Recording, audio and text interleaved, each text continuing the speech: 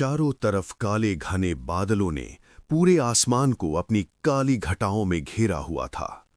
हवाएं भी तेज थीं, जो धीरे धीरे बवंडर का रूप ले रही थीं। आसपास सिर्फ जंगल था, जिसने रात के अंधेरे में और भी डरावना, भयानक रूप ले रखा था। जंगल के पास एक बहुत बड़ी खाई थी, जो सब कुछ निगलने को तैयार थी। हवाएं, बादलों की गर्जन एक अनहोनी के होने का संकेत दे रही थीं। उन सब के बीच किसी के कदमों की आहट धीरे धीरे खाई की तरफ बढ़ रही थी। एक औरत आकर खाई से थोड़ा दूरी पर डरते हुए बड़ी सी चट्टान के पीछे छुपकर बैठ जाती है। वो औरत 9 महीने की गर्भवती थी। औरत डर से कांप रही, पूरे शरीर पे घाव थे। ऐसा लग रहा था जैसे कोई औरत के पीछे था। औरत वहां से जाने लगती है, तभी अचानक औरत के पेट में जोर से दर्द होने लगता है। औरत की प्रसव पीड़ा शुरू हो चुकी थी। दर्द से औरत की चीख निकलती है, लेकिन औरत जल्दी से अपने दोनों हाथों से अपना मुंह बंद कर लेती है। औरत की आंखों से झरझर आंसू बह रहे थे। औरत जान जाती है कि किसी भी समय उसका बच्चा दुनिया में आ जाएगा। हिम्मत कर औरत अपनी साड़ी का पल्लू फाड़ती है और अपने मुंह पर बांध लेती है, जिसे उसकी चीख मुंह में ही दबाकर रह जा रही थी। औरत अपने दोनों हाथ जोड़कर आंसू भरी आंखों से आसमान की तरफ देखते हुए कहती है, हे कैलाशपति, समस्त ब्रह्मांड के पालनहार, मुझे शक्ति दीजिए कि मैं उसके अंत को ला सकूं। शक्ति दीजिए महादेव।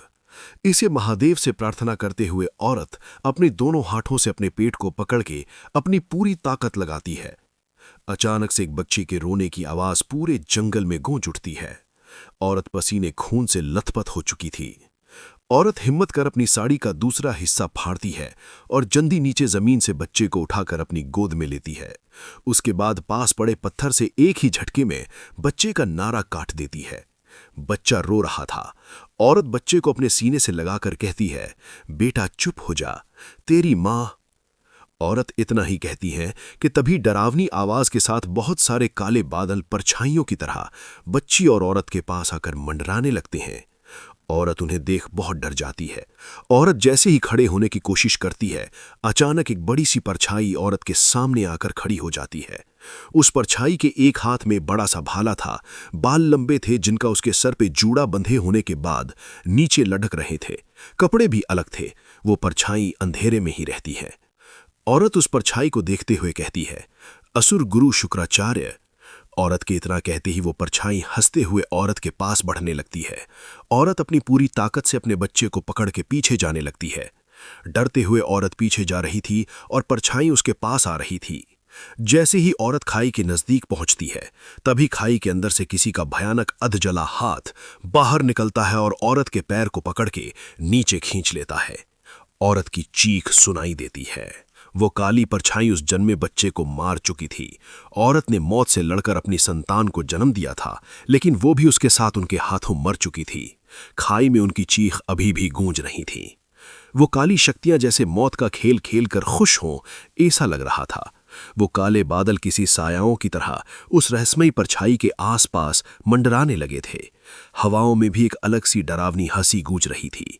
पूरे जंगल में रहस्यमयी सरसराहट थी। वो परछाई भी हंस रही थी, जिससे उसकी हंसी आसमान में गूंज रही थी। ऐसा लग रहा था जैसे वो सब औरत बच्चे की मौत के लिए ही थे। सब कुछ भयानक था, लेकिन वहीं खाई के अंदर गहराई में कुछ और ही दृश्य था। खाई के अंदर अदृश्य शक्ति का चक्र बना हुआ था। नियति से परे बच्चे के माथे के बीचों बीच महादेव की तरह तीसरी आंख थी। बच्चा विशाल 1000 फन वाले सर्प के फन पर लेटा हुआ मुस्कुरा रहा था। क्या है उस बच्चे का रहस्य? महादेव के वरदान से शुरू हुई थी उसकी कहानी, जिसके अंत के लिए था वो।